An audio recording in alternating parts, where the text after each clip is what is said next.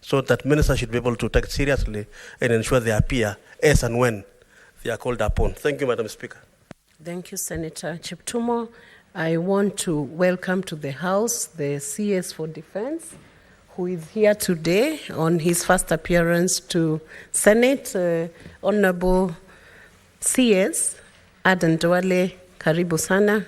And you'll be making your presentation in a few minutes after we have had presentations from senators on the pending issues from the CSs who have not appeared for this session today. I will give one final chance to Senator Wakoli Wafula, and then I'll give directions on this matter and we proceed on. Thank you, Honorable Speaker, for this auspicious opportunity to speak about what my colleague senators have ably articulated. Honorable Speaker, I'm perturbed by the way this discussion is taking course. Our dear Senator, our dear CS for Sports has ably given his reasons why he's not able to appear here. But I'm worried because the way my colleagues are talking about the tone, the texture, the temperature of the response, we are not in a choir festival, Honorable Speaker, to test the tones of letters, Honorable Speaker. We are dealing with the Honorable CS, who leads a ministry and is not a departmental head, is not a captain of volleyball, is not a captain of rugby, is not in charge of golf. He's a CS, Honorable Speaker. And we must give our CS an ample time to prepare and come and give us facts about the ministry that he leads. We are not preparing this Senate to be a lynching platform where Honorable CS will be coming here, trembling, sweating, expecting a scenario like that of Barnabas in the scripture.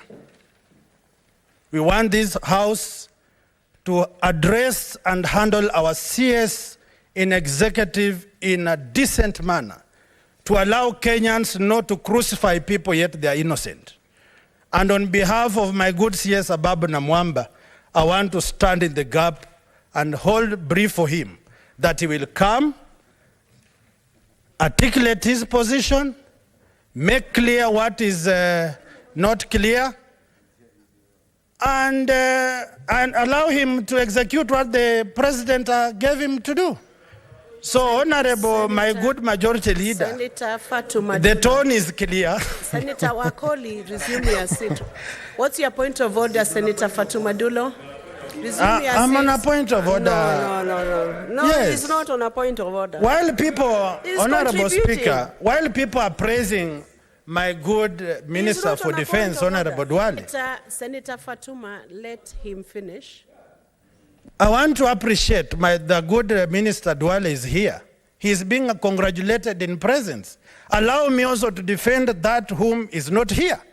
Because you persecute, crucify the person you see before you. That is the rule of the game.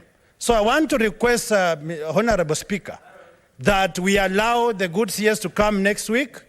We execute this matter that Honorable Cherege is passionate about, running at night and in the day, and then allow the sportsmen and women of this country to harvest from their good talent. Thank you, Honorable Speaker. Honorable Senators, you will allow us to close this matter after one contribution from Senator Modigi, final contribution from Senator Modigi, and I'll give directions. Senator Modigi, can he be heard in silence, please? Senator Modigi to be heard in silence. Asante, Madam Speaker. Senator Cherege ni rafiki yangu, lakini leo nimekatana na wewe. Huwezi kuwa kila kitu unasema mpaka tukuunge mkono.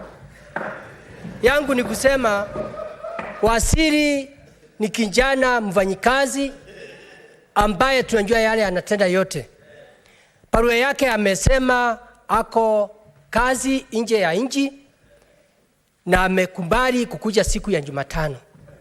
Na sasa kama saa hii tunakuja kupigana hapa juu ya kitu kidogo, na ya kukataa. Leo wewe ni rafiki yangu, nimesema la kwa wewe, tuunge mkono ile barua ya waziri. Pia na support pia waziri wa ulinzi amekuwa mfanyikazi wa parliament, na ile kazi amefanya, tunajua mambo ya ulinzi katika Kenya, atafanya kazi nzuri. Kwa hiyo naunga mkono barua ya waziri wa vijana. Asante. Resume your seat. Senator Fatma, I had given you a chance and then taken it away. Take 1 minute only. Thank you. Speaker, I'll take 1 minute. Number one, I agree with the issues raised by various senators. But I'm sorry to say this. It is actually unbelievable that when matters come on the floor of this house, it's like, people are defending one of their own. Madam Speaker, there was a reason why this House and the President agreed to change standing orders. And it is wrong for senators to actually stand on the floor of this House, hold brief for cabinet secretaries, and hold brief for those who are supposed to appear on the floor of this House. And I think they can take a cue from our brother, CS Duale, who understands the importance of Parliament, and he is here. So if a cabinet secretary is summoned to the floor of the House, it's not right for members to stand on the floor of the House and defend them. And yet, you are the ones who always cry and say, cabinet secretaries refuse to appear before our committees and before the House. I think we should refrain from actually defending CSs when they are supposed to actually fulfill their responsibility. We can understand when they are out of the country, but they must plan their diary. I thank you. Honorable Senators, we have now closed on that matter, and I'll give a direction regarding this matter. We are proceeding on, Senators. The first objection has been raised by Senator Cheralige to the letter that has been addressed to this Parliament. This matter has been considered by the SBC. The weight of this letter was subject of discussion at the SBC, and the minister who had requested that the matter be rescheduled to Wednesday, 11th of October, was granted that leeway, that being his first request to the Senate. However, and notably, Senate addresses the letters to the cabinet secretaries. It is only proper procedure and right protocol for the cabinet secretary to respond to every correspondence that is done to CSS. It should be personal responsibility of the CSS to respond to that mail so that they pay regard to the Senate House. So we will ask the CSS to be responding personally to Senate because those letters are addressed to the cabinet secretaries, and in any event, they take responsibility for the questions that have been directed to their desk and to their office.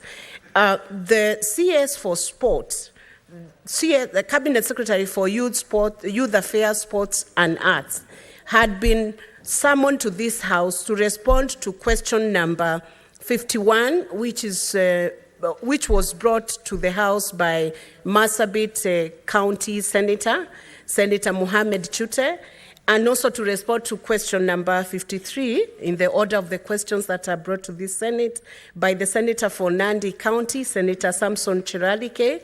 So the summons that the CS was requested to obey was in respect of those two questions. It was not in respect of his request to Senate seeking to appear to respond to Senator Chiralike. So the CS was in order to respond and write to Parliament, though the letter that was sent by the Ministry of Youth Affairs, Arts and Sport was signed by the Principal Secretary, Peter K. Toom, and that is the one that we have directed that in future correspondence, the Cabinet Secretary should address themselves, sign letters to the Senate and address the clerk or address the Speaker in order of the protocol that is required under the standing orders. Now, with that, Honourable Senators, I want to also bring forth the communication in respect of another question that was supposed to be presented before the floor of the House a question raised by Senator James Murango, who unfortunately is equally not here, so I do not know how he was going to prosecute that question. This was raised to the Cabinet Secretary for Public Service, Gender and Affirmative Action, that is CS Honorable Aisha Jumwa, who has sent a letter to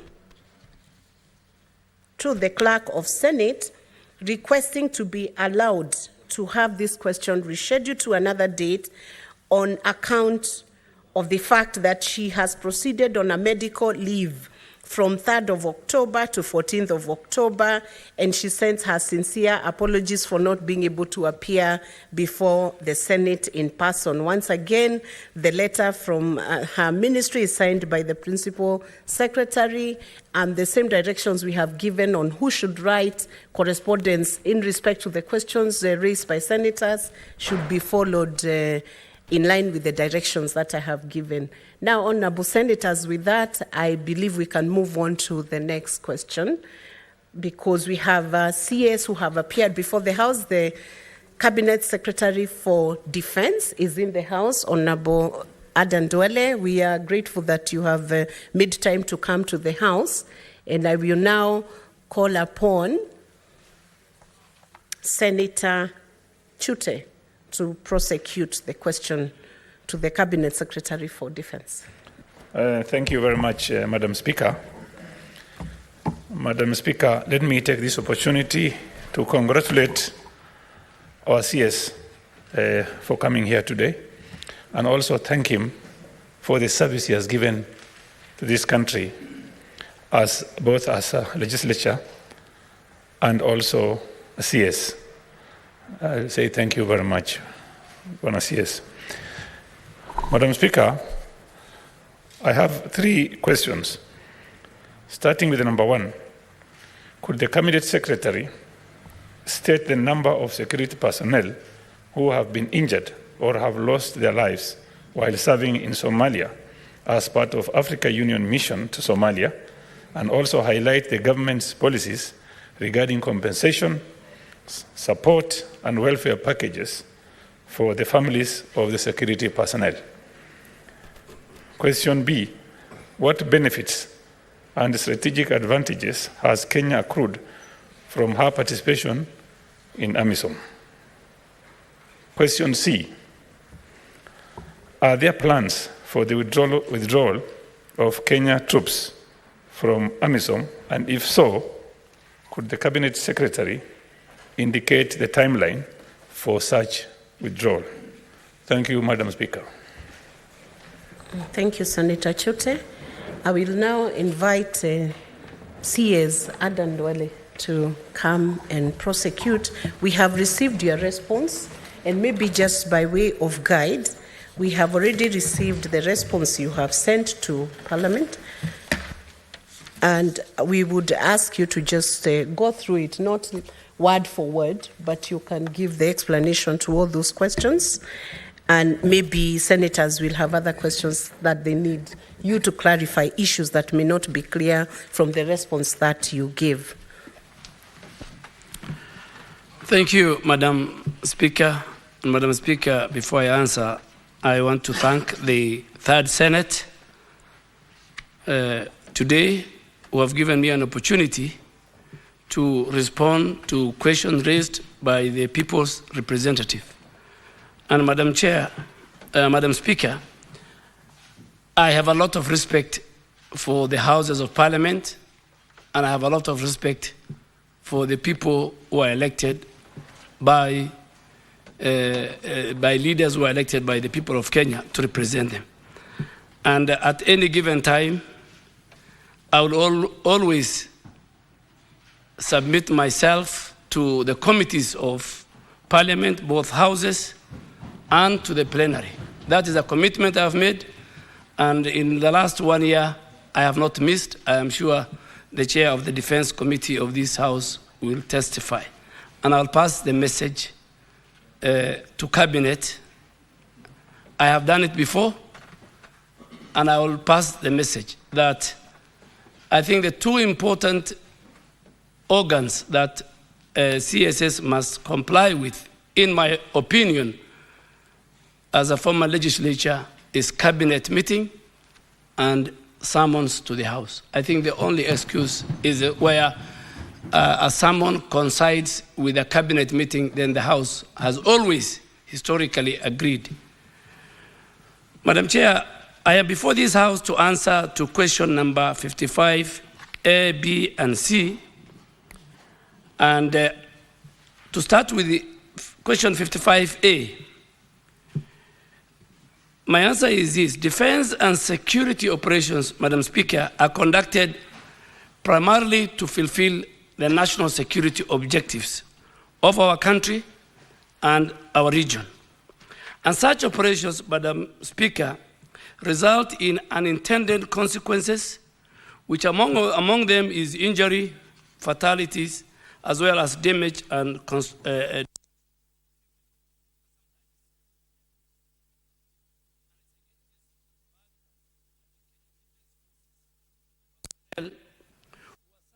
under ATMIS now and previously under AMISOM have either been injured or paid the ultimate price while they are executing their mandate of, number one, securing the Republic of Kenya and its citizens, and number two, participating in regional security and stability. Madam Speaker, conscious of the fact that battle casualties are a reality whose statistics should not serve to glorify our enemies, but to honor and pay tribute to the individuals and collective acts of the courage and the sacrifice our men and women in uniform perform in defense of our nation. Therefore, Madam Speaker, I request for your indulgence that I avoid tabling or giving statistics on those injuries and casualties to be made public. And our biggest worry is that this will be used as a propaganda tool by our enemies, and more so by the various forms of terror and terrorists in our region and in our country. Number two, Madam Speaker, of course, when we complete our mission, when the history of our country and that of KDF contribution in the stabilization of the region and more so in Somalia is written, then it will be very visible and invisible outcomes that bring the light, the really value of the sacrifices made by Kenyans in pursuit of regional peace and security. And Madam Speaker, I am sure the committee of this House, and even this House, in their oversight role of Kenyan Defense Forces, when they visit our camps, they will have an opportunity to see plaques, memorial parks with the names of those who lost their life in the line of duty, the honor they are given, not only in the mission in Somalia, but in other missions since KDF was formed. So that is the preserve of our bases, is a preserve of what the KDF Act and what the National Security Act within our Constitution subscribes. So in a nutshell, Madam Speaker, KDF and Kenyans have over the years suffered casualties, including loss of life, both before and after KDF integration into the African Union mission in Somalia, now the African Union Transmission Mission in Somalia, ATMIS. While the exact number of injuries and fatalities cannot be publicly disclosed due to security consideration, we assure the House that every incident is properly documented and families promptly informed. Number two, regarding compensation, Madam Speaker, the support and the welfare for the afflicted service personnel and their survivors.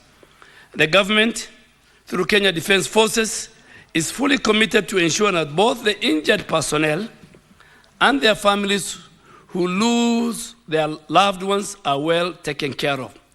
And the following are the various forms that are documented which can be found as a support policy and system in place to help the families who lose their loved ones or who are injured.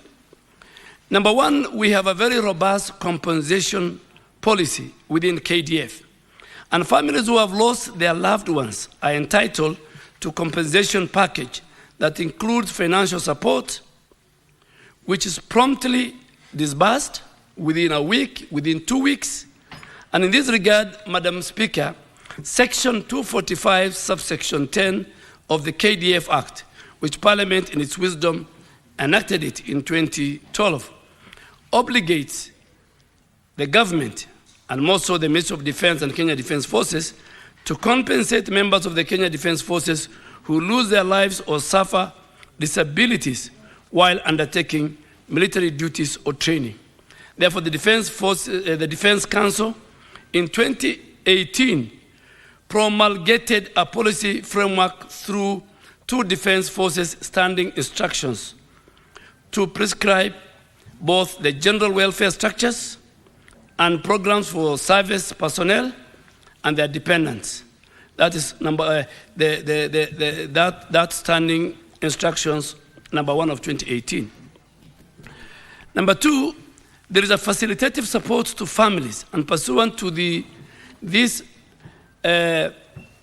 Defense Council and the Defense Forces standing instructions number 1 of 2018, there's a place for widows, orphans, and dependents, which focuses on how we can help the widows who are left behind, the dependents which are left behind, and service personnel living with a disability that they got it during either training or during combat.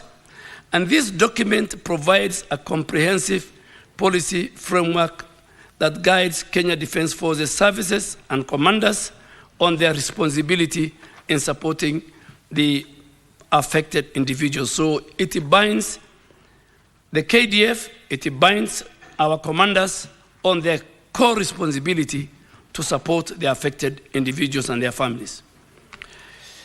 Above all, we have a counseling and psychological support that we give. KDF offers comprehensive counseling and psychological support services to assist service personnel and families to cope with loss and grief.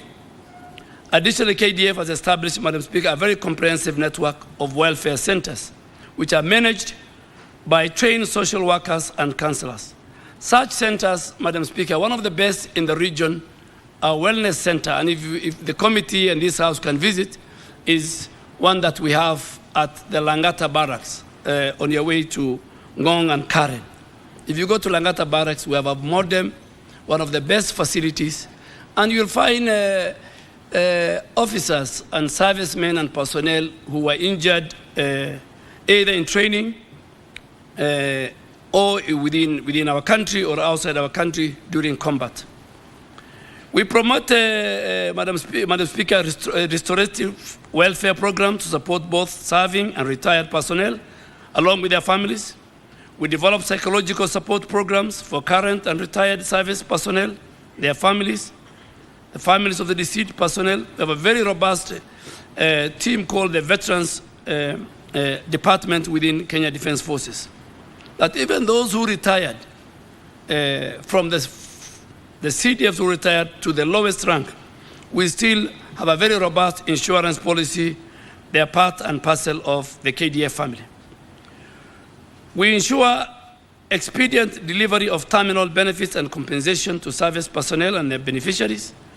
And above all, we conduct what we call post-burial visits to monitor the state and the welfare of families of deceased service personnel.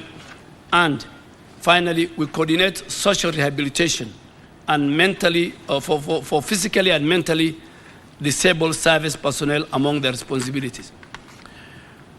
Madam Speaker, our policies are continuously reviewed, they are updated to address any emerging needs to the families, and we ensure families receive the much needed support and care from internally grief nation.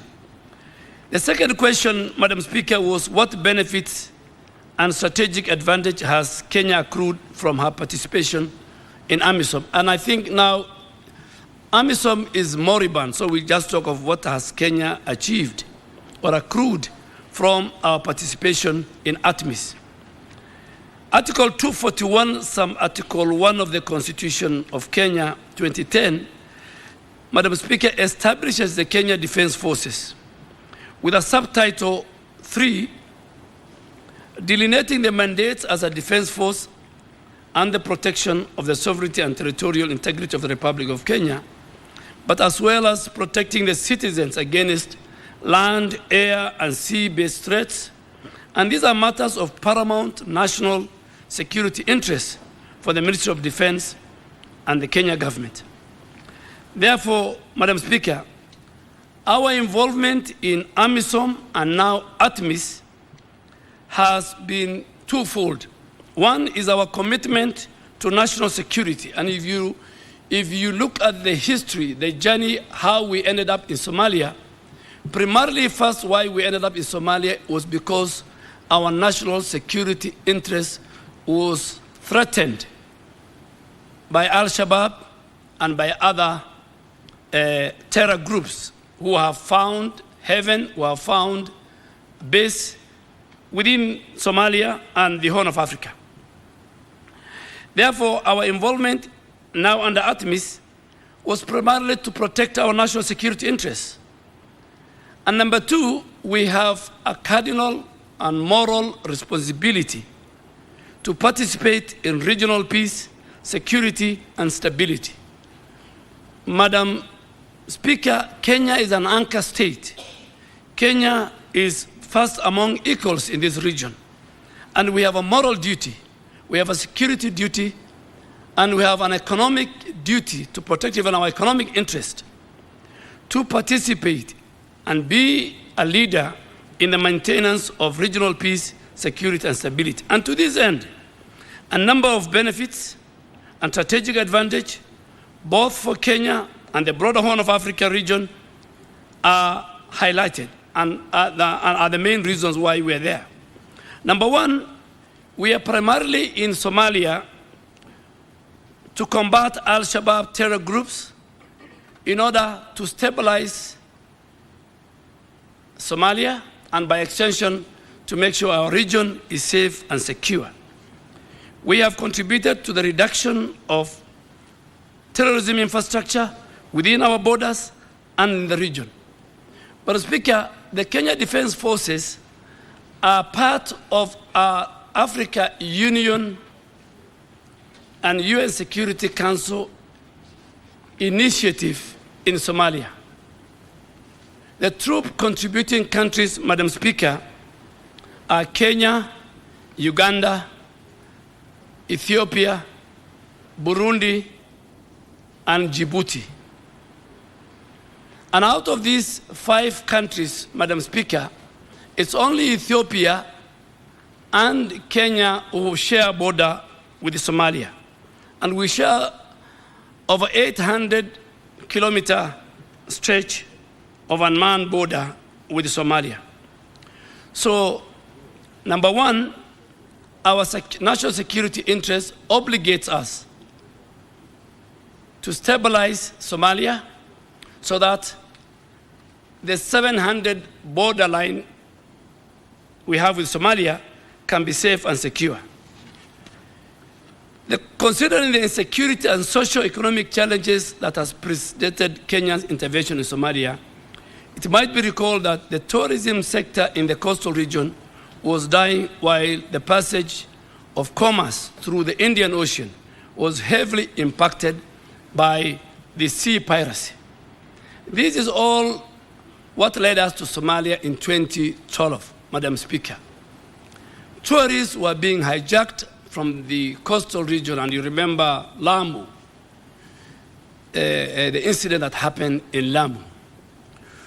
The port of Mombasa as a gateway to East Africa and a port that serves a number of countries, the ships that were docking in that region, the whole of the Western Indian Ocean, Madam Speaker, was affected by the Somali sea piracy that was going on.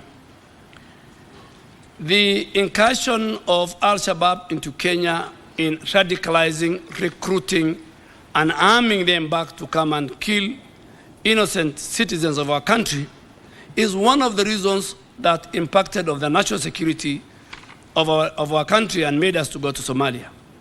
And secondly, with our troop contributing countries that I've mentioned, we are forced to participate in the peace and security and stability of Somalia and the greater Horn of Africa. So, Madam Speaker, the Kenyan troops serving under ATMIS are in two sectors. They're in Sector 2 and they're in Sector 6. And Sector 2, Madam Speaker, with the operational base in a place called Duale in Lower Juba, our troops have taken deliberately that sector because that is a sector that borders the Republic of Kenya. And that is a sector that we created both inside and outside a buffer zone to make sure that there are no elements of terror and its affiliates that can cross to our country.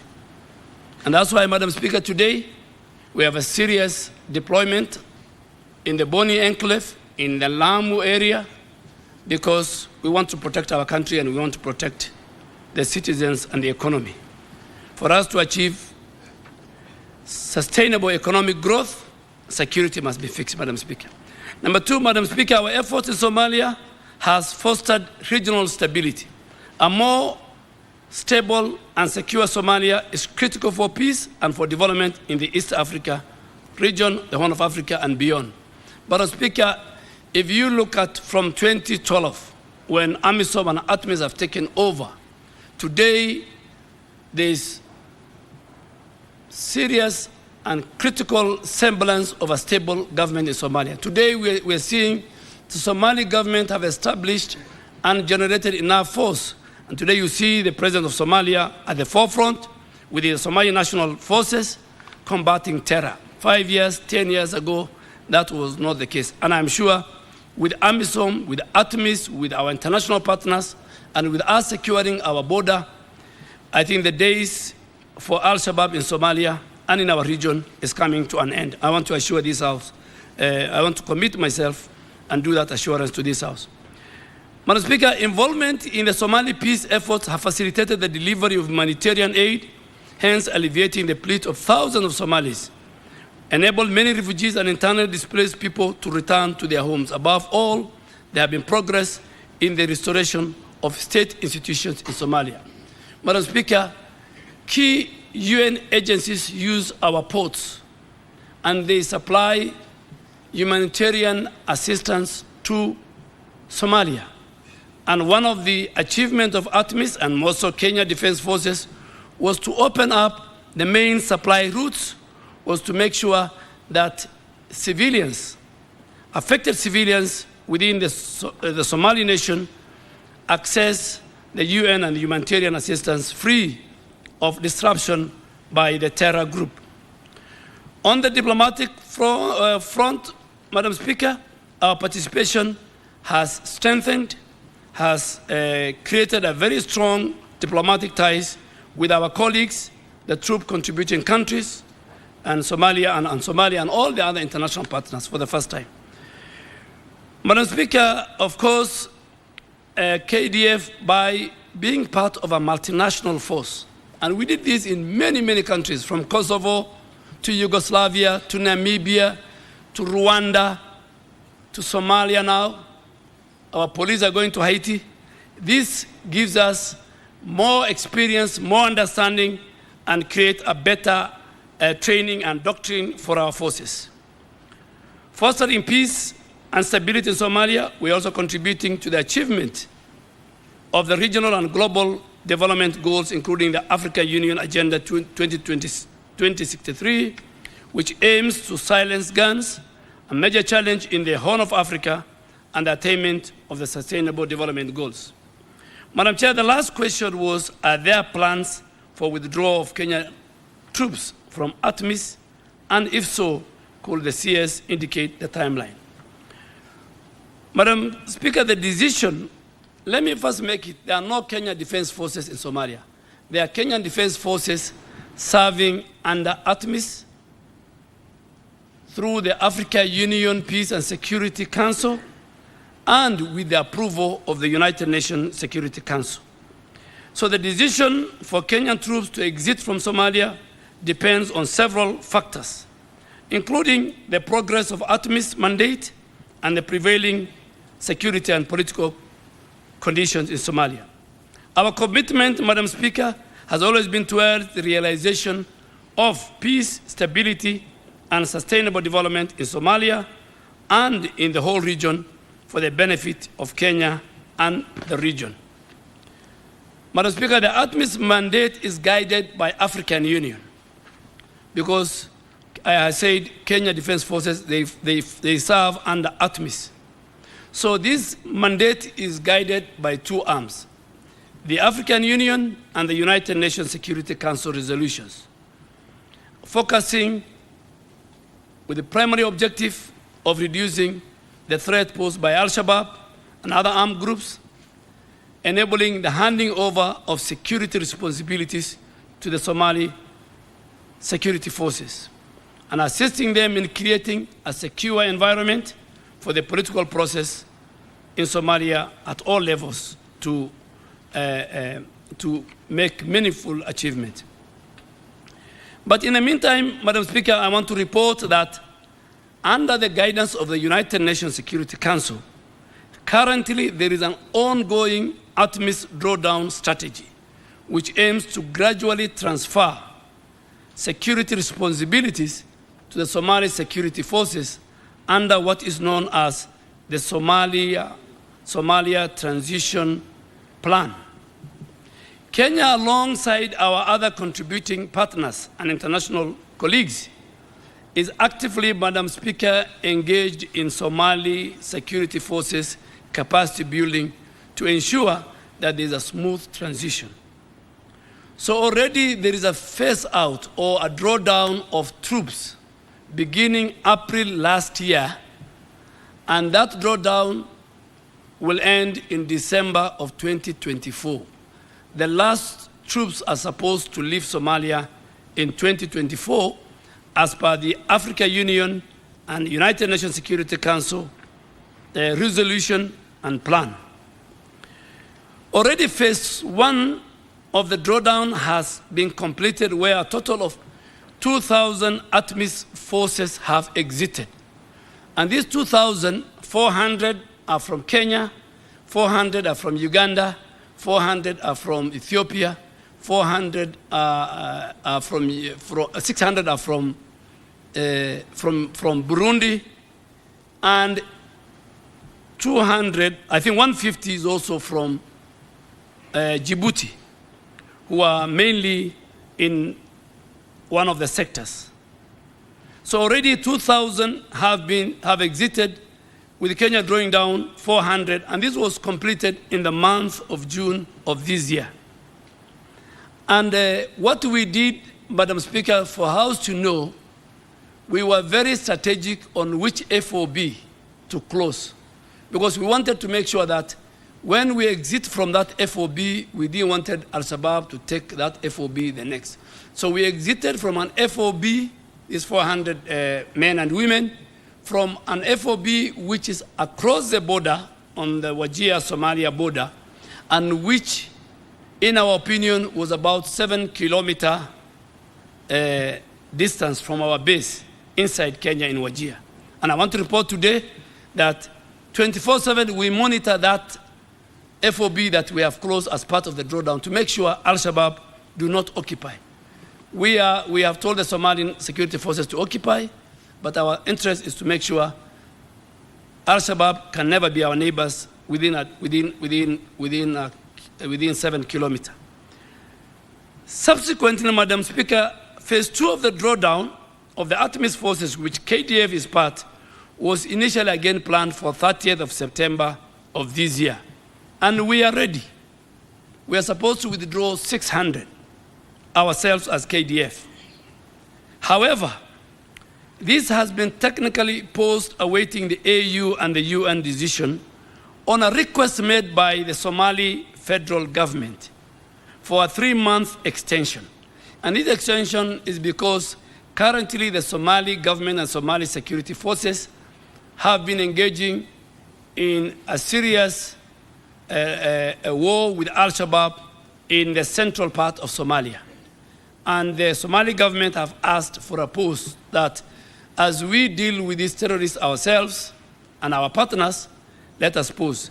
But that decision of the pause, Madam Speaker, and I want to make it very clear, for the 3-month extension, will only succeed and will only pause if the AU, who they have written to, and the UN Security Council give approval. So we are waiting for the approval. We support the decision of the Somali federal government, but that decision, Madam Speaker, to pause it lies with those two organs, the AU, Peace and Security Council, and the UN Security Council. And this, I think, is being considered. But notwithstanding, we, the troop contributing countries, are prepared to draw down the 3,000 troops, of which Kenya will draw down, Madam Speaker, I'm sorry, not 600, we'll draw down around 754. 600 are our troops, but we have still other officers in different categories in the police who are serving under ATMIS. So if you add all of them, the number will be 754 Kenyan troops. Finally, Madam Speaker, phase 3 will commence on 1st of October 2023 through to June 2024, where a total of 4,000 troops will be drawn down. 4,000 Kenya Defense Forces troops will be drawn down. Phase 4 of the drawdown signifies the final exit and will take place 1st of July 2024 to 31st of December 2024. During this phase, all the remaining ATMIS troops, KDF ATMIS troops, and other troop contributing countries will exit Somalia as this plan. If there will be a change, Madam Speaker, because of several factors, then that decision does not lie with the government of Kenya, doesn't lie with anybody else. It lies with the AU Peace and Security Commission and lies with the UN Security Council.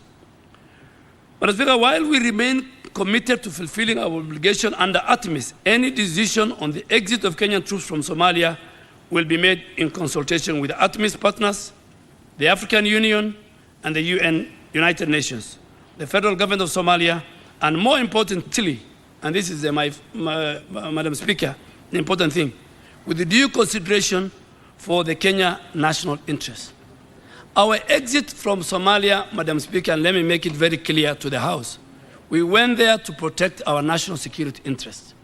Our exit will again depend on the interests, the national security interests of our country. Post-ATMIS withdrawal or post-ATMIS exit is critical. That discussion is critical for Kenya Defense Forces, for the government of President William Ruto, that if we feel now we have enough troops at the border, both the Kenya Defense Forces and other security agents, our many sectors, including our intelligence, are working around the corner. But we will discuss, we will analyze the post-ATMIS drawdown and withdraw, having in mind the national security interest of our country. Madam Speaker, as I conclude, the Minister of Defense assures this House that any decision made for KDF to exit from Somalia should be in the best interest of the Republic of Kenya in as far as our national security interest is concerned. Madam Speaker, that is what I have for this House. I am ready to engage the representative of the people in more other supplementary questions. Thank you. Thank you, Honorable Cabinet Secretary, for that response. Honorable Senators, we have come to the conclusion of that official response, the formal response that has been done to Senate. We will now proceed on with the supplementary questions. And I'll first invite Senator Chute. Do you want to prosecute your two questions now, Or do you want to prosecute one now and the second one after all the senators? Thank you, Madam Speaker. I will ask my first question now and the other one at the last of this session. Madam Speaker, let me first of all thank the CS for a comprehensive answer and well thought of. And Madam Speaker, the CS said we are sharing border with Somalia. The two countries are sharing borders with Somalia. One is Kenya, the other one is Ethiopia. Madam Speaker, we don't have Ethiopian Defense Force or army inside Somalia because they were very clever. It is very expensive for a neighboring country to go into Somalia because the borders we are sharing, the communities who live there are same communities, relatives, friends. And I would want to ask the CS, because he also comes from the same community, isn't it a good advice for Kenya to withdraw? I'm not talking about ATMIS. I'm talking about our Kenyan Defense Forces. Isn't it prudent for our defense forces to be guarding our border rather than being in Somalia? Because being in Somalia is creating problems for us, Madam Speaker. And as we speak, Mogadishu today is safer than places like Northeastern, Mandera, Garissa, Wajir, even Tana River. Madam Speaker, what advice would the CS give to the executive, the president, in order to withdraw our defense forces from Somalia back into our border? Thank you very much, Madam Speaker. Cabinet Secretary, you can respond to that question before we move to the next.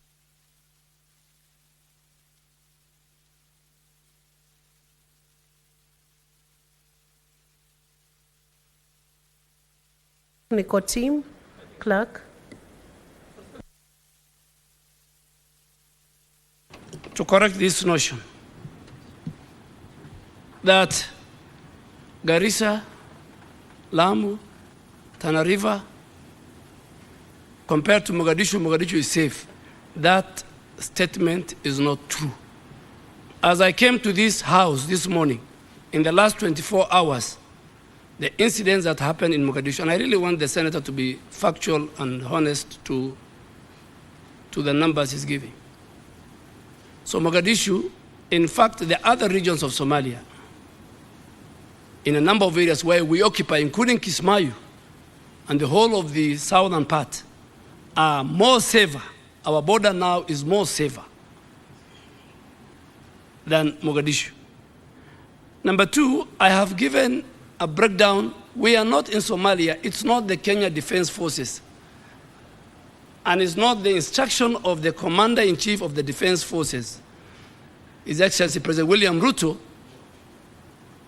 direction that our troops are in Somalia. Our troops are part and parcel of the Africa Union Transmission Force. I have given the drawdown beginning June of this year, and the last soldier will leave, including Ethiopia and Uganda and Burundi. But let me speak for KDF. Our 4,000 plus will leave on 31st of December 2024. The gradual withdrawal will start in July. So it's not me to advise. And I said it is a function of the AU and the UN Security Council.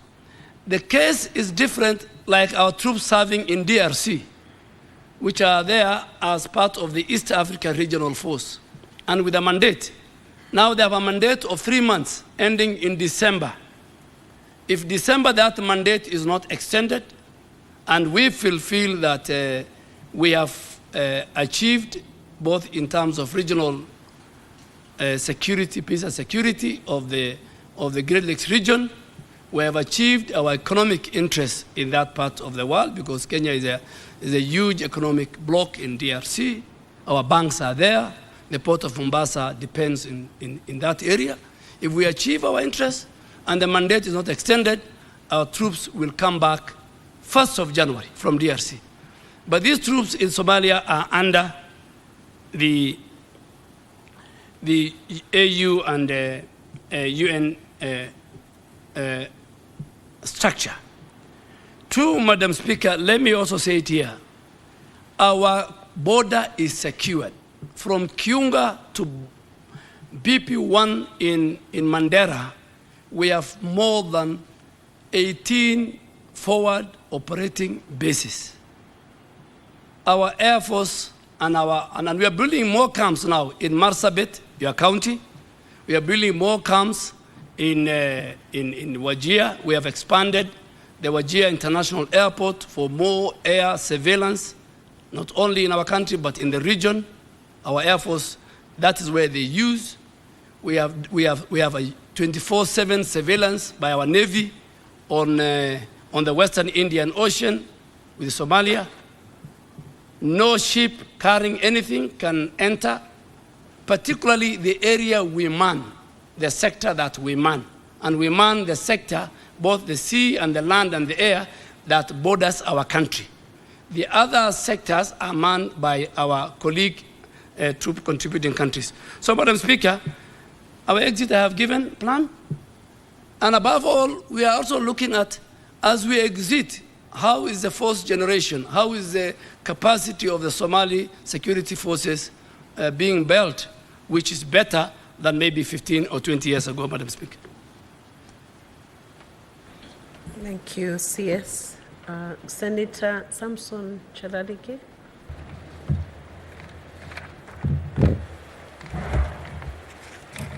Remember, you ask only one question. Okay. Madam Speaker, I want to thank Cabinet Secretary Aden Duale for appearing and answering questions. Mine will only be one.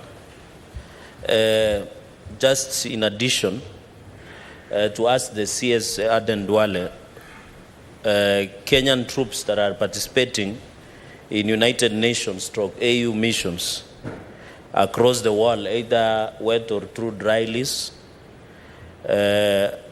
because he has indicated, whether the lease it is or whether dry or wet lease, Madam Speaker, is how much money has been reimbursed by United Nations African Union to Kenya over the last 5 years.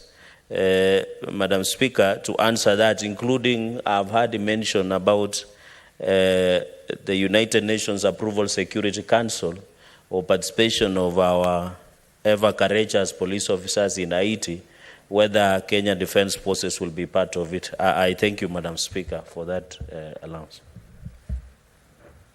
CS Aden Duale.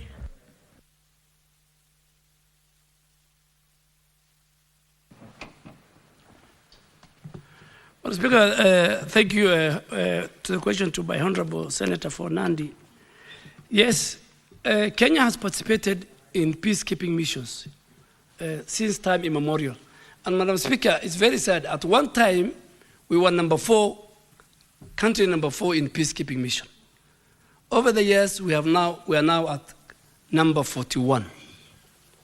And that's why we have made a deliberate attempt, particularly under this administration, to make sure that we regain our position and do better. Because Rwanda, which was behind us, now is number 3, I think, in peacekeeping mission. So, and I really want to thank Parliament for the passage of the Peace Fund. The passage of the Peace Fund was very, very critical. It was passed 3 months ago, and now we are putting the implementation structure. How much we have received from ATMIS the last 5 years in terms of reimbursement? Roughly, we receive about 500 million every year. So in 5 years, it's like 2.5 billion Kenya shillings that we have received in the last 5 years.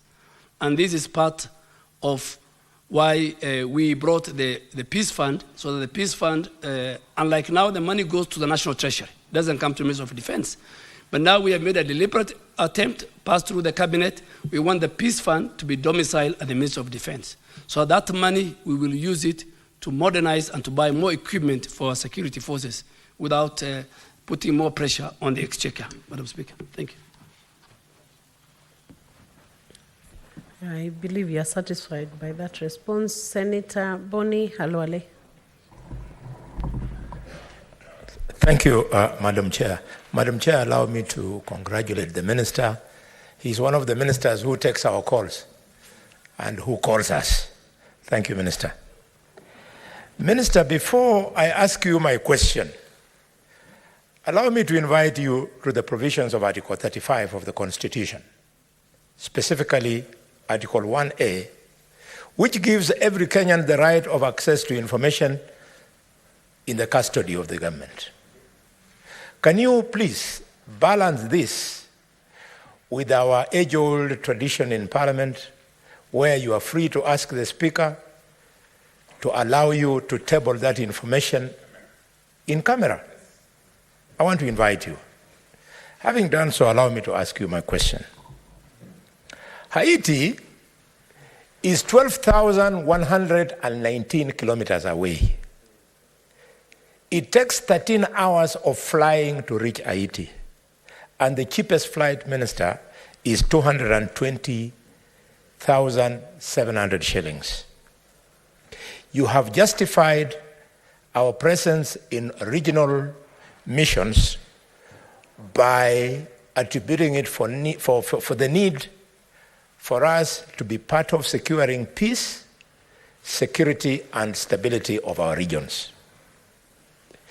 Given the statistics I've given you on how far away Haiti is, could you tell us what are the benefits and what are the intended consequences the government hopes to achieve by taking our troops to Haiti? Cabinet Secretary. Madam Speaker, the last question, I think, with a lot of respect to my colleague, when I came to Parliament, I found him in this same chamber. There used to be a library next door. I don't know whether it's still there. Many, many years. I want to refer him the last question to the Minister of Interior. So please take time, invite Professor Kindiki, give him the statistics of the distance and how many flights go there and the hours. That is above it's not my domain, so I'll refer that to Professor Kindiki. And I'm sure the House has the powers using the standing orders to invite him, even this afternoon. Yes, the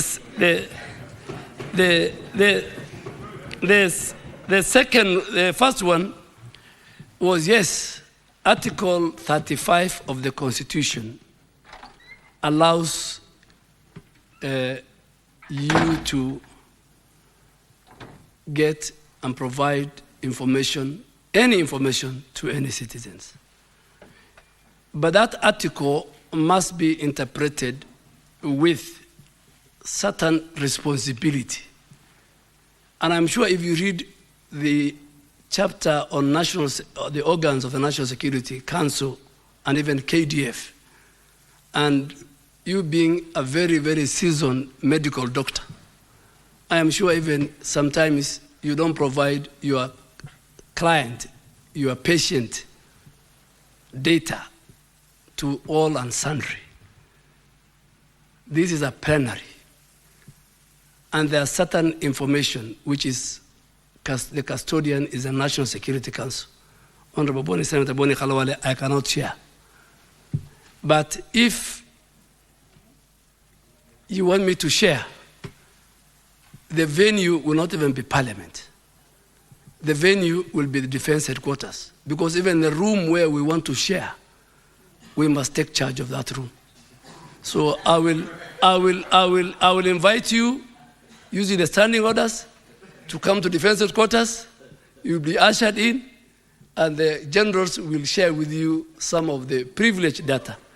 I am sure from where you sit as a majority whip and as a seasoned leader in this country, you also want to protect our country and you want to protect the national security of our country. Thank you. It is apparent that the responses being in the domain of security sector are unique and have different perspectives, Senator Boni Halwale. I would also want to guide the senators that the questions that you raise, the supplementary questions that you raise, we had initially agreed that they should be connected to the questions that are before the floor of the House. And I am not blind to the fact that the questions on Haiti are matters of national importance and have raised concerns. Nonetheless, Senator Boni, you are guided to raise that question with the relevant ministry and give the statistics you have given very effectively this morning. Thank you. Senator Bogwa Mongai George. Thank you, Madam Speaker. And allow me also to congratulate the able CS for being a towering figure in the stability of our country. Mr. CS, during our visit to Turkana on Senate Mashinani, it occurred to us in our engagement with the security apparatus that the porous border of Uganda, South Sudan, and Ethiopia are guarded by the defense forces of those particular countries. But on the Kenyan side, it's not guarded. I would want you to tell this House why that is happening, as well as appraising this House the successes and challenges your docket has had in solving the problems of Lamu County. Thank you. CS. Madam Speaker, I agree. We are like, let me use the word devolving. We are devolving Kenya Defense Forces, both its bases from our historical positions. We now have 2 sites in West Pokot. We have 4 sites in Turkana. We are in Marsabit. We are in Mandera. So we are building more bases and more training bases, mainly along our border, so that as part of protecting the territorial integrity of our country. So if you, I'm sure in the Lodwar airstrip, for the first time we have got a forward operating base by our Kenya Air Force. So Kenya Air Force are already in Turkana, in Lodwar town. We are building a big base now in Turkana, courtesy of, I really want to thank the former governor and the current governor of Turkana for availing the land. And we have another 3 bases in Turkana. Turkana is vast. And we are shifting, we have learned from the cattle rustling and banditry in North Rift that Tiati and Baringo and West Pokot and Turkana, we have enough land for even training. So we might even shift both the Kenya Defense Forces and even the police. We might shift our training bases closer to those terrain. I think they're good for training. I am sure, Madam Speaker, Lamu is now under operations. And I don't want to speak about Lamu in the plenary. If the Committee of Defense can invite me in camera, because Lamu now is under operations.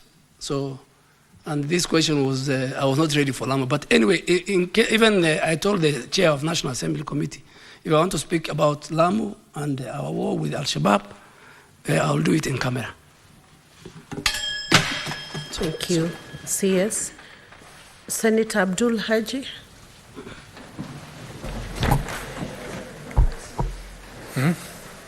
Thank you, Madam Speaker.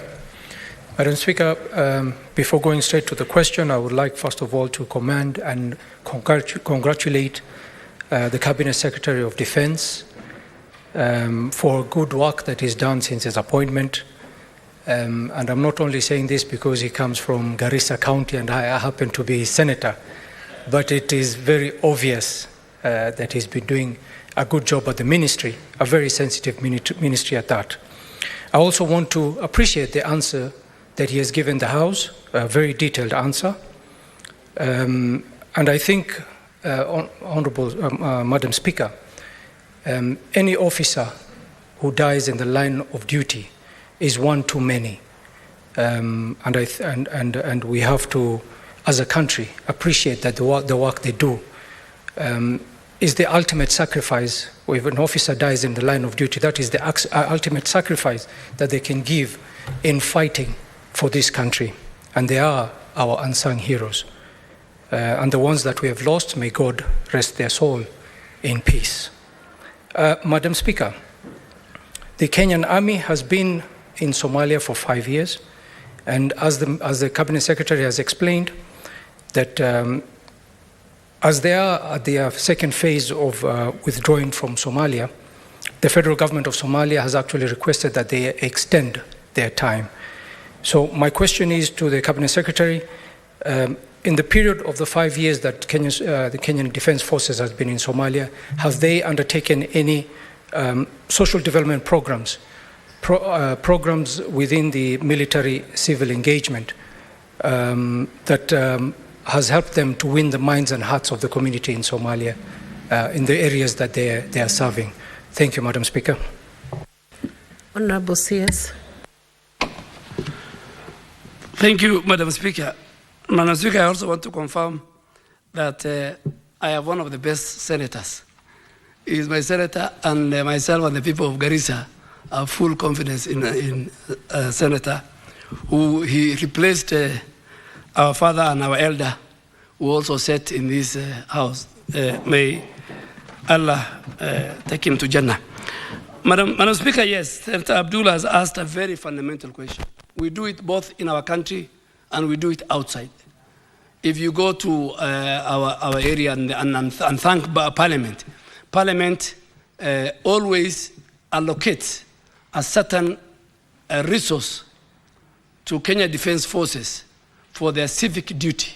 So we are involved in construction of dams, building of boreholes, providing medical camps, and wherever our bases are, during drought, they give a lot of water. Senator will agree with me, particularly in the parts in Garissa where there was drought and where our bases are, the same in other parts of the Asal region.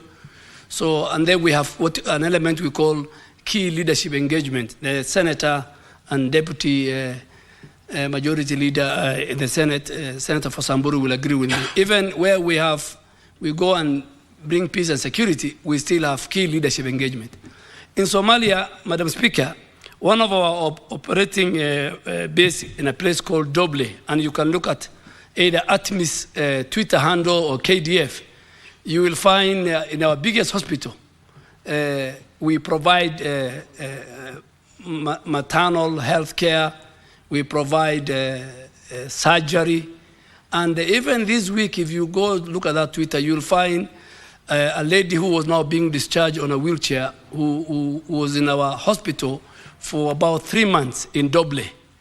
So that is a kind of thing we do. We provide water, we provide health facilities. And I remember, Madam Speaker, I visited one of our forward operating bases in Wajir with members of Parliament in our sensitization campaign to the community to help us in the war against Al-Shabaab and against terror. And the elders told us, and the base commander told us, to be more specific, that, you know, all our forces there are adult, and mainly they are men. So they said when the communities come to them with the pediatric cases of children who are sick or mothers who are pregnant, they don't have the drug.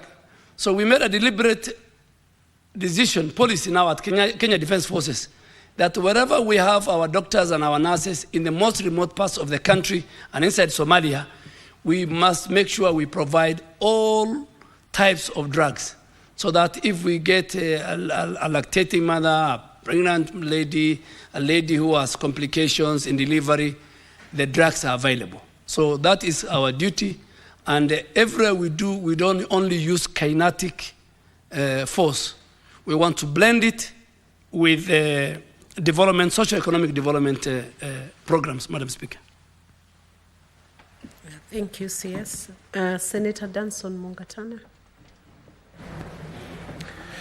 Madam Speaker, every time I attend a funeral of one member of the Defense Forces in Tana River, there are very elaborate ceremonies that follow, and we thank the Ministry of Defense for what they do, because it is a reflection of the discipline and the arrangements that are there. The question I have for the Minister is, can he disclose the amount that they give to each member of the family? At least that one is not a matter of national importance or secret. He should tell us, apart from the flag, the salutes, the nice songs they sing, and all the ceremonies, what does the widow get? At least a figure. What does the widow get on that particular date? I know, Mr. Speaker, Madam Speaker, that the armed forces regulations on gratuities, they have a calculations they make for personnel and officers. So when they give the death gratuities after calculation, so that may be something they do maybe over a period of time, which the minister should tell us.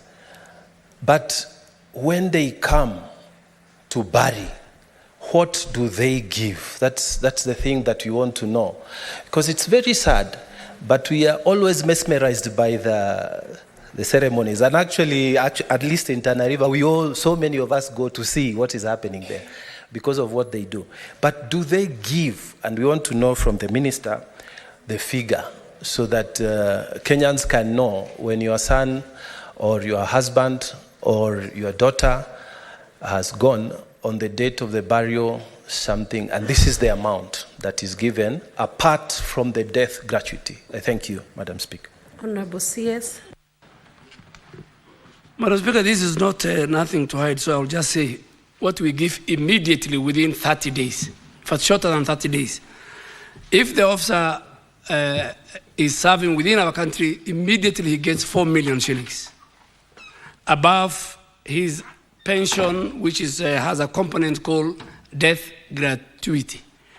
But if he's serving in ATMIS, like in Somalia, apart from the 4 million, the AU and the UN give that family 50,000 USD. And Honorable Senator, if there is anybody who you feel from Tana River County who did not receive this, I am ready and willing to engage you at the Defense Headquarters. But there is a problem. The problem is where families don't agree. And Madam Speaker, on a light touch, even in my life in Parliament here, there are colleagues of mine, and Honorable Boni Khalwale and Honorable Mugatana, we served with them in the 10th Parliament, who died, and up to today, they cannot get their gratuity because of family disputes and courts, and people went. So just like here, even in defense, we get a few cases where because of the family dispute, the money becomes not accessible. But 4 million is within the first 3 weeks. If he's serving under ATMIS, Honorable Boni Khalwale, Madam Speaker, I want to urge you on a light note that by the time you go to heaven, don't leave us with a lot of problems. Make some good disclosure. We can work on, Madam Speaker. But we pay 4 million for within our country. But if outside our country, like ATMIS in Somalia, we pay 4 million, plus the AU and the UN pays 50,000 US dollars. And I agree with you. We give decent, respectable burials, particularly for KDF officers. Thank you, Honorable CS. On the issue of family disputes, it appears like Senator Boni Khalwale has some leads towards those disputes. Though tempted, let me allow Senator Julius Mulgo to present the question. Otherwise, you'd have answered to that. Thank you very much, Madam Speaker. And I'm glad I'm not like Khalwale, who has more than 3. I have only 1, and there's no dispute that will be there. You have only 1 what? Honorable CS, I'm very thankful for the elaborate explanations that you gave, and I agree with you totally. Because if we should defend this country effectively, we must engage the enemy from far, not allowing, even if you see how cheetah fights her enemies or his enemies, they lead the attacking enemy away from the cubs. They don't allow them to come near. So in defense of our country, we should engage the enemy from far. I have a question, however, from some of the visits you have made.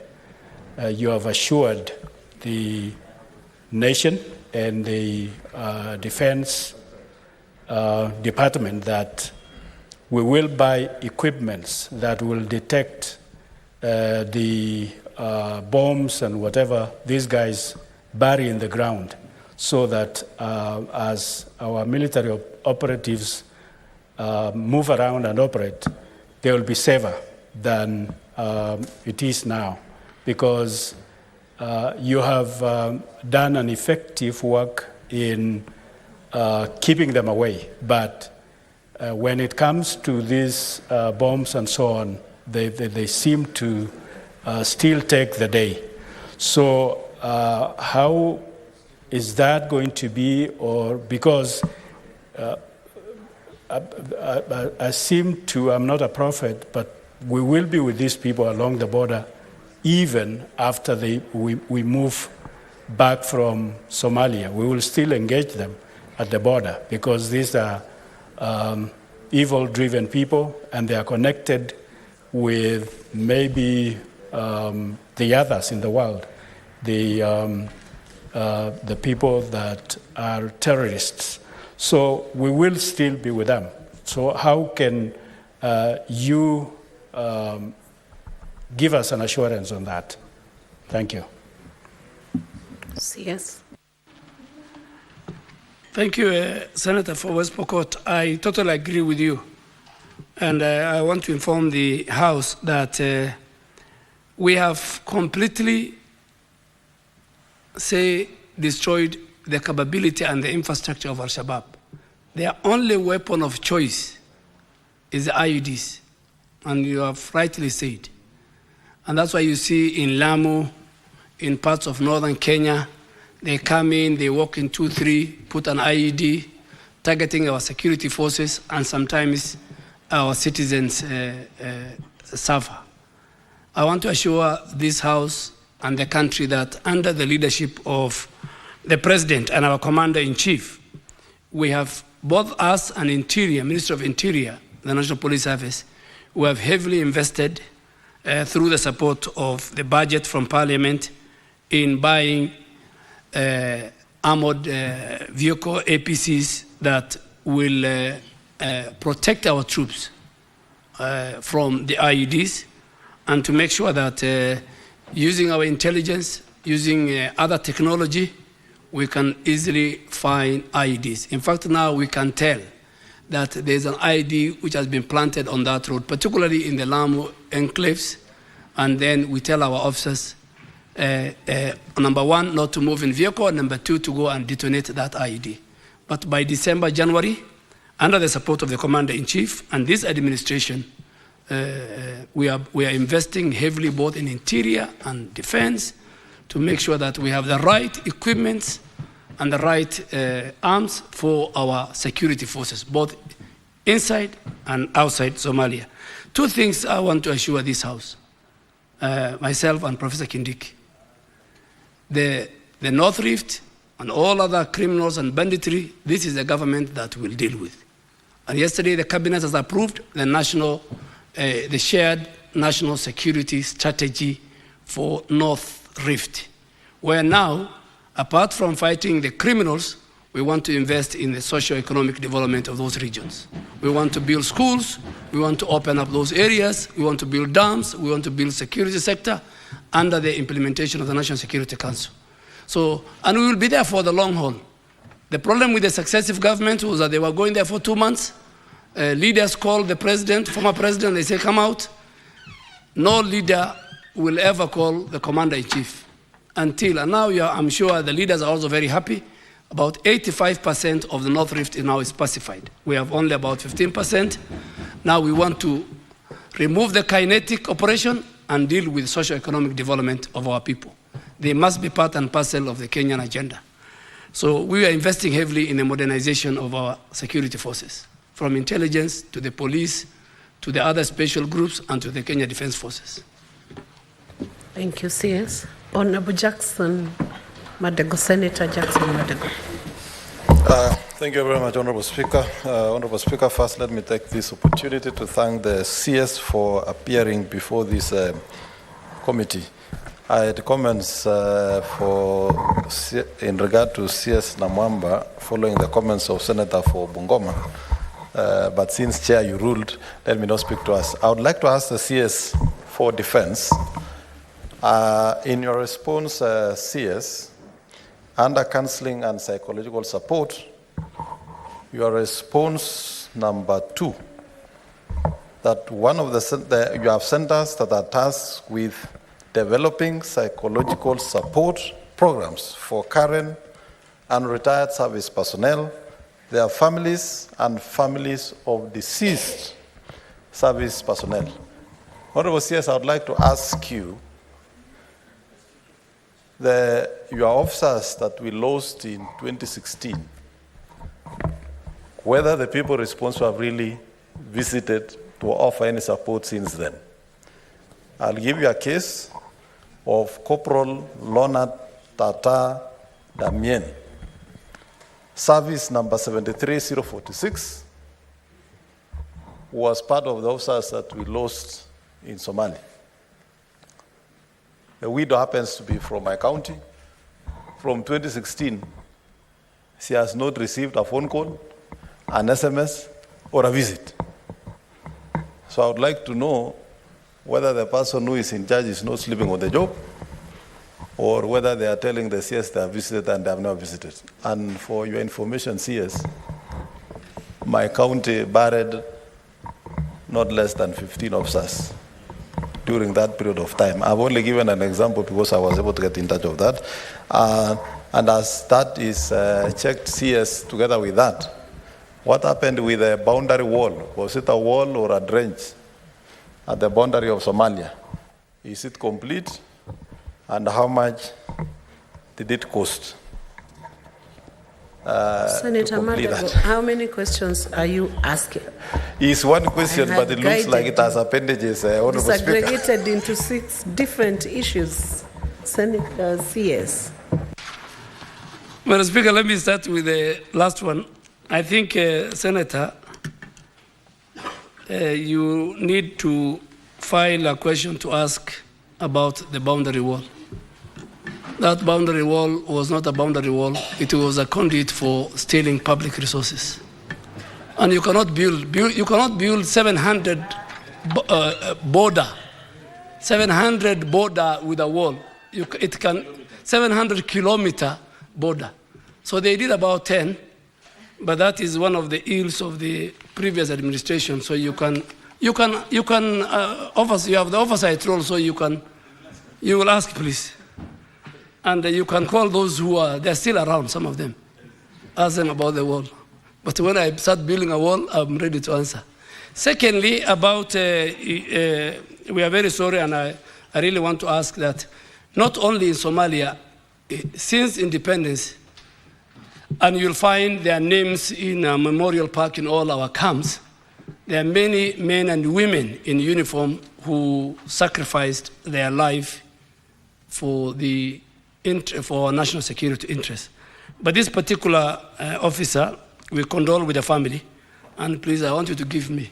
You know, sometimes I have seen, I was asked a question on a pension claim by an officer, by the National Assembly. And when I came to answer and I gave all the evidence, the member realized that this member was cheating him, and he got his pension. So give us the name so that I can check with the head of our medical team and the other welfare team whether they have visited. If they have not visited, I will assure you in the next 2 weeks they will visit, and I'm very sorry if that was not done. But I want to check. So before I leave, maybe I'll get the name of the widow. I think we have a very robust, not only for the widows, even for our veterans who retired. We have a veterans which the houses of parliament have passed. Thank you, CS. Senator Lelegui.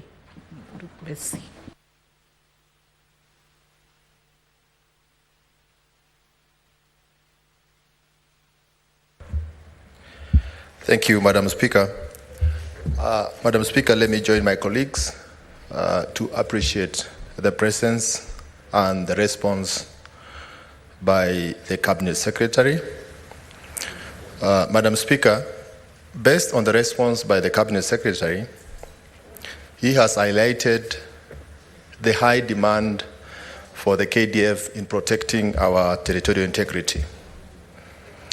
Madam Speaker, I'll proceed to ask a supplementary question that is connected to the substantive question as asked by Senator Shute.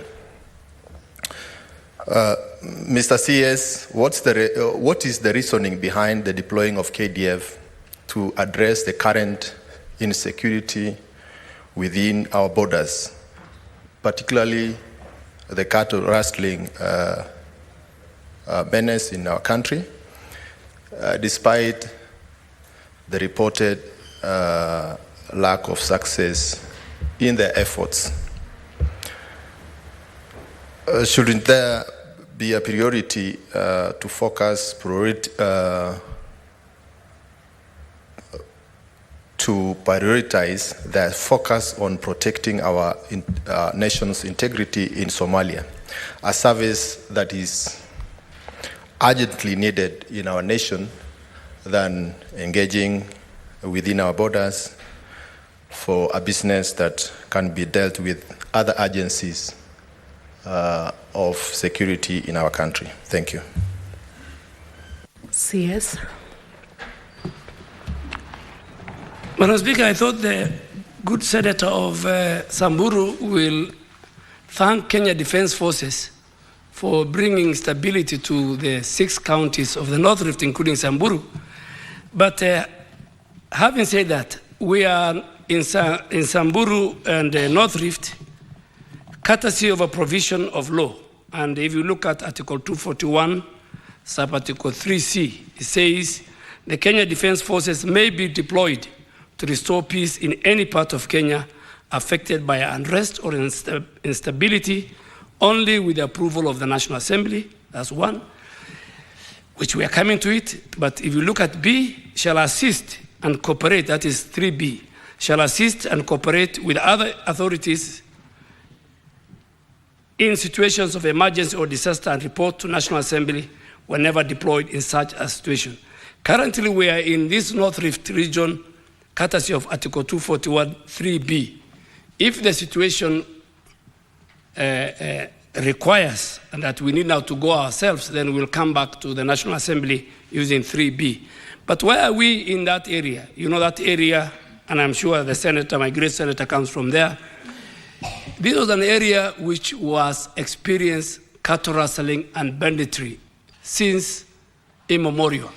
In President Kenyatta's government, President Moi's government, President Kibaki, and President Uhuru. And I think the time has come that we must allow the citizens of that region to be part and parcel of the Kenyan development agenda. Their children must go to school, their women must do business in all the trading centers, roads must be passable, criminals must be dealt with, and above all, those 4 counties must benefit from the budget and the national development of this country. And today I'm very happy to report that we have dealt with, we have silenced the guns, we are helping communities, And yesterday, under the direction of the President and the Commander-in-Chief, we have approved the CAB memo that myself and Professor Kindiki has initiated and which was passed by the National Security Council before coming to Cabinet, to make sure that now as we dealt with the kinetic forces, now we bring socio-economic development. The people of those counties must get education, boarding schools, where all communities' children can go, build more dams, more boreholes, operationalize health centers, ask the Interior Ministry to create all the sub-counties and locations that are in areas where there is no government presence, open up about 13 to 14 security roads so people can move, and above all, establish permanent police and military camps and training camps to address the insecurity and make a very quick reaction. And some of those counties are also along our borders with South Sudan, with Ethiopia, with Uganda, and to make sure that we get less time, we protect our territorial integrity we share with other countries. But I'm sure, Governor, we have a meeting with the leadership of Samburu, Laikipia, and Baringo next week, so that we agree, we listen to the leaders. Now that we have silenced the gun, now the leaders can tell us what else we need to do. And from there, then we go to the ground, the way we did in other counties, and we talk to the people. Now we have reached the stage of engaging the leadership at strategic level. Leaders are very important, communities are very important to make sure that without them, even we can't fight the terror. Without them, we can't bring development. So we will engage you next week. Thank you, CS. Majority Leader, Senator Aaron Cheriot. Thank you, Madam Speaker. I also want to join the rest of my colleagues in appreciating the Minister for first his appearance, and secondly, I also want to commend him for the grasp of issues in his ministry. Listening to the Minister, you would think he has served in the military before, though I suspect, Mr. Speaker, because I know him and I know his family well, I think these are tips that he gets from his lovely wife, who is a daughter of a general. So probably that's where he has gotten all these tips about the things that are happening in this sector. Madam Speaker, I had serious concerns about the issues that were happening in Lamu, but then I've heard the Minister has responded in a way that I am satisfied, because we are just 2 or 3 months shy of December, by when he has promised us that they have made budgetary provisions for equipment that will help our military officers who are serving in Lamu County and many such areas, because it was increasingly troubling to see many of our soldiers die because of the activities of Al-Shabaab in that particular area. Just the last comment, Madam Speaker, is a softer one, and this is on behalf of Parliament. You know that Parliament, Madam Speaker, doesn't have many facilities, some of which we may want use of.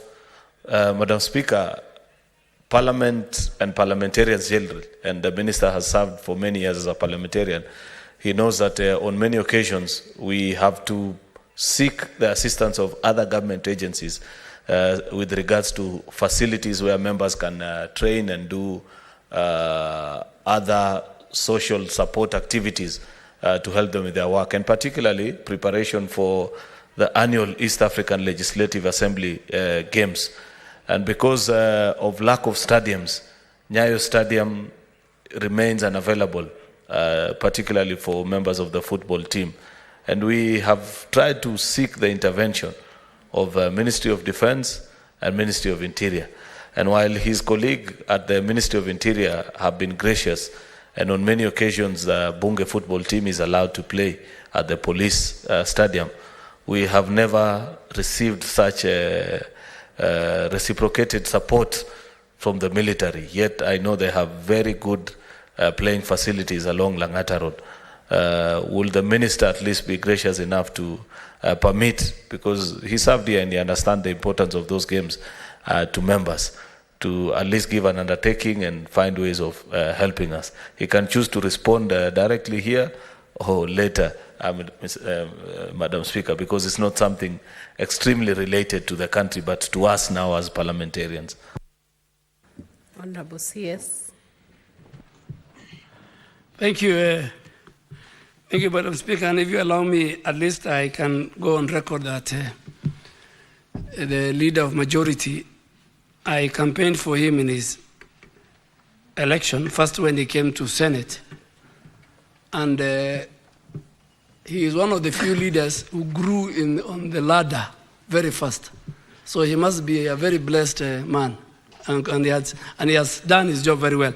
I think that on the Ulinzi Sports Complex, Madam Speaker, him or the Speaker just needs to write to us. Military installations, Madam Speaker, you don't just walk in. And that stadium, is next to one of our biggest garrison, Langata Barracks. But Parliament is very key. It's a very good facility, one of the best facilities, and I'll urge even senators. Early in the morning, you can even use a truck to run, to play. And there are many other corporates who go to. So Parliament and the Senate is one of the best institutions. So, Leader, we are ready, and we will avail that.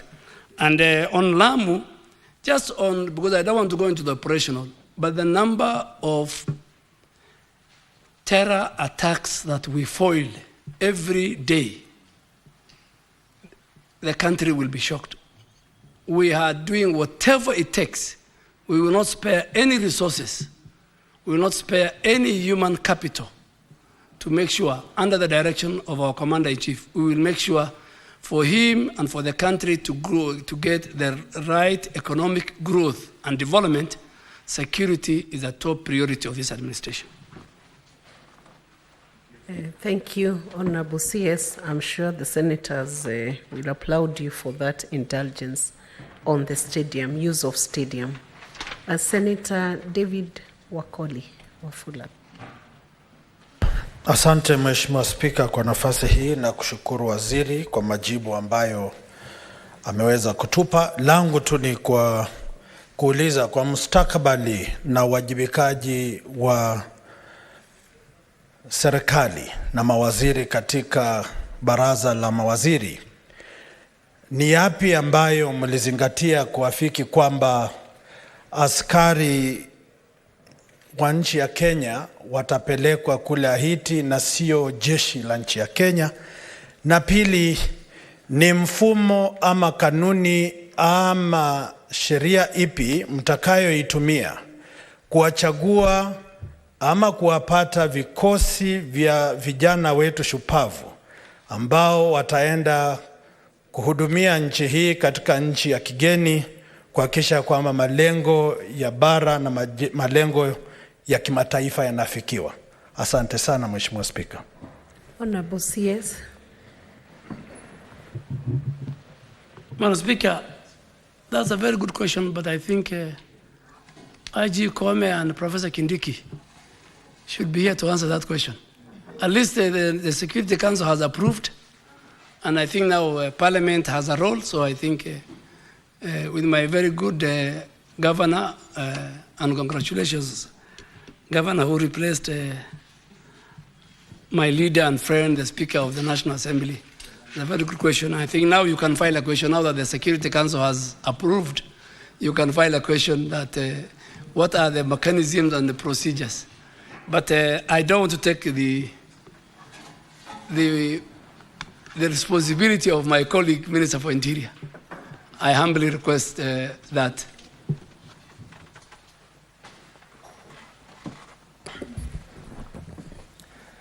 Senator Karungu Tangwa.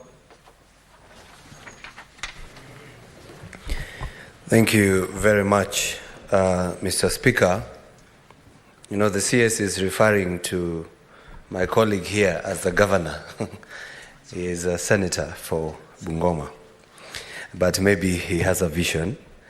My question, Honorable CS, last week the whole Senate was in Turkana for what we call Senate Mashinani. And when we got there, we are able to visit different areas and listen to the people. I'm not a member of the Agricultural Committee, but I joined them in their trip to Katilu irrigation scheme. And when we went there to see the first intake from the River Takwel, we were accompanied by an entourage of police officers. And we were told that's where the neighbors from Pokot come in and attack the people of Turkana, and vice versa. And when we were listening to the people, they said, Mr. Speaker, that if only KDF was to be stationed there to serve as a buffer zone between the Pokot and the Turkana. And when they go there, and I'm really happy when you say that you're going to integrate them in the community project and all that, and when they go there, they don't go as a camp. They get land. They use that land for irrigation, because that area, Mr. Speaker, they're capable of irrigating about 2 million acres, but they only have 2,000 acres of irrigation. So probably we can also use our KDF to, one, provide security, and also be part of fighting or providing food security in this country. If they were put there as a buffer zones between Pokot and Turkana, and they have so many acres of land where they can as well use the local communities to cultivate that land, such that when you want to go to Turkana from Pokot, you have to go through the KDF camp, now the farm, or vice versa.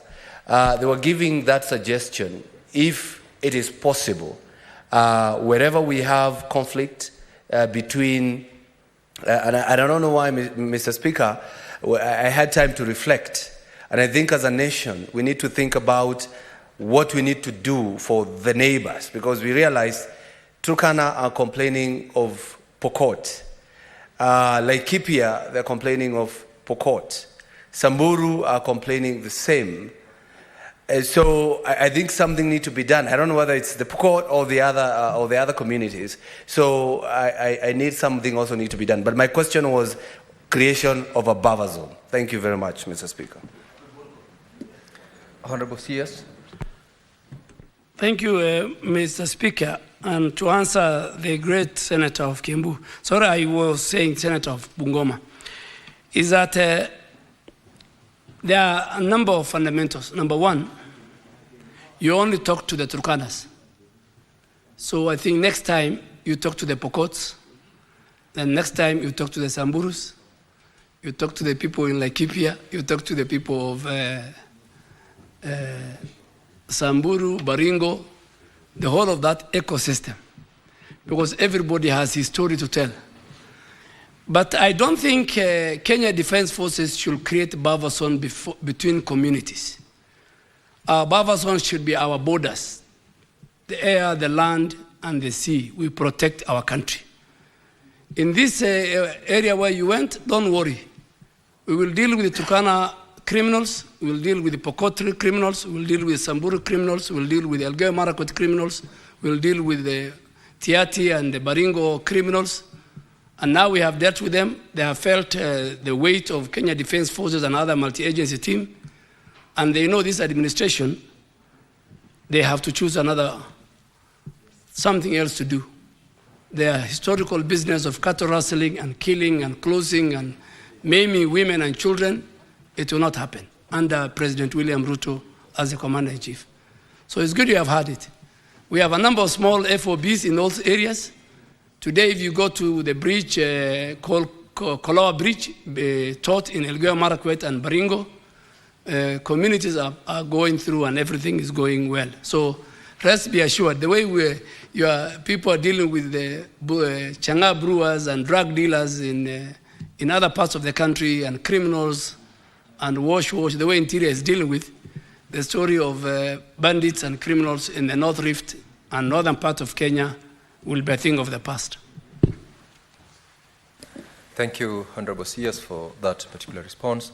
Senator from Turkana, Senator Lomenen. Thank you, Mr. Speaker, sir, for this opportunity. First and foremost, I want to thank the CS Duale. He's my friend, a close friend, but I've missed him in this chamber for so long because I've been having several questions for him, but I know he has been so busy. Maybe to go straight, when a speaker, Turkana is 77,000 kilometers square. It borders Ethiopia at the area of KBC. It borders southern Sudan at Nadapal. It also borders Uganda at the border of Lotere. And then something that is so unique that an CS is supposed to know, Pokots are dual citizen. They fought both in they fought both in Kenya and they fought both in Uganda. So how do you treat them? When they raid or they ambush the Kenyans, Turkana Kenyans who are in Kenya, they hide themselves, they hide weapons in Uganda. As we talk now, Mr. CS, through the speaker, the KDF is not located in Uganda. I'm sure also it is not located in Ethiopia. It's only located in southern Sudan, that is Nadapal. So, but my observation that those who are there are very few. So, our citizens from Loima or Turkana County have been mostly embarrassed by the UDF in Uganda. As even we talk now, there are people who are imprisoned just because of taking their livestock to Uganda. And you know it very well, there is that East Africa treaty which we signed. And our citizens, our partner states like Kenya, are supposed to enjoy this grazing and water. As we talk now, they are not supposed to step there in every means they will use. So the livestock and the people are suffering now at the area called Logriama. So, Mr. Speaker, I will need to clarification from the CS responsible why the KDF is not in Uganda, is not also in Ethiopia, and then my colleague Senate said between West Pokot and Uganda. You should not treat West Pokot as only Kenyans. They are external, they fought both in Uganda and Kenya. So when they do something, you don't treat them as Kenyans. You treat them differently. Thank you, Mr. Speaker. Honorable CS, could you respond to Senator from Turkana? Thank you, Mr. Speaker. The Senator for Turkana was my friend and old colleague in the National Assembly. And now I'm happy and I want to apologize here today that we had sometimes very unkind words with him on the Senate. Little did he know that he will come and sit in the Senate. Little did I know that I will come and answer questions before the Senate. I think for me, this is how the world is around about. So, the Speaker, I want to apologize for the very many unkind remarks I made against the Senate when I was in the National Assembly. But number one, Honorable Senator, I can only speak for Pokots who are Kenyans. That's number one. Number two, I agree with you, and I want to thank the county government and the leadership of Turkana. Now we have enough bases in Turkana County, which we are going to build, including our Air Force in Lodwar town. All these are geared to make sure that our people and our country is safe from any incursion from our neighbors. We have a very good diplomatic relation with Uganda, with Ethiopia, with South Sudan. And these are governments that we deal with every day to solve if there are any issues concerning our people. But on the insecurity and cattle rustling, we have agreed with the Ugandan People's Defense Forces that they will deal with the banditry on their side, and we deal on banditry on our side. That's why I'm saying bandits have no choice. They have nowhere to hide. They can't cross, whether they're Turkanas or even though I don't want to brand criminals, any community. They are criminals. Criminals have no place to hide, even across the borders, to Sudan, to Ethiopia. We are talking to those government and those colleagues. And I want to assure you that there will be bases in all those 3 borders. Already we have the one with South Sudan. We are going to increase. We have even brought the Air Force to Lodo Airport. So we will increase, and that's why we are moving from the central area of Kenya and go to the borders to safeguard our people, including the great people of Turkana. Thank you. CS Senator Hazena, you had made initially a request. Seems you've... Senator Hazena.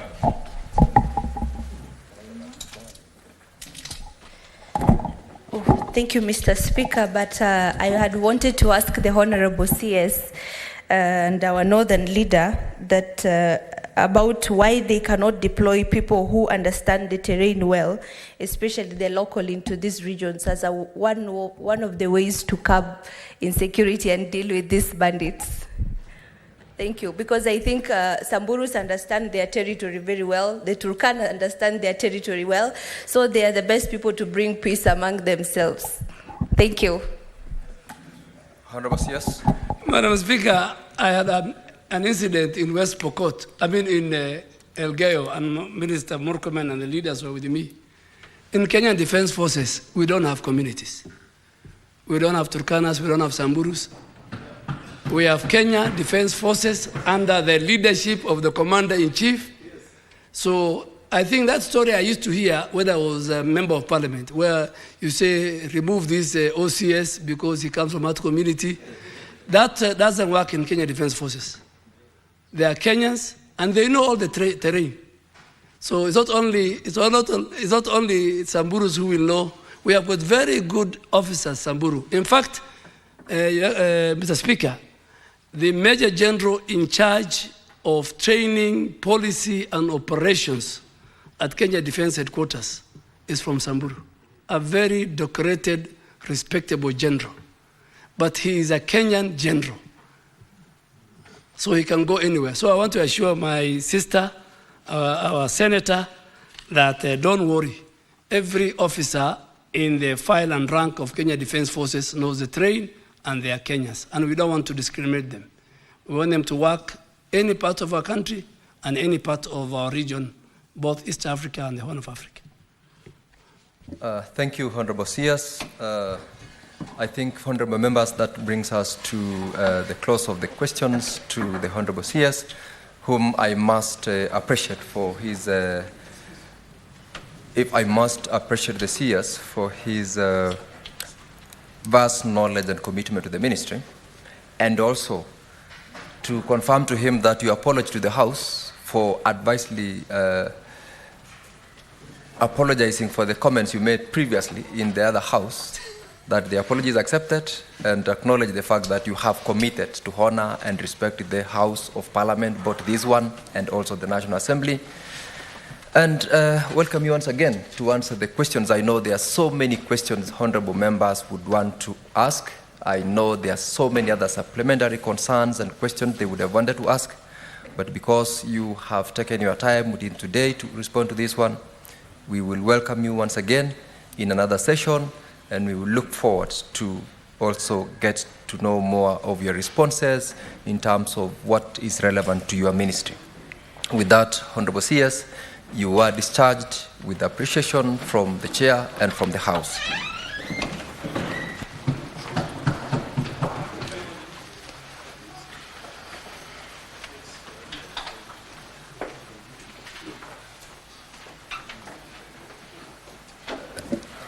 Honorable members, we need to call the next order of business.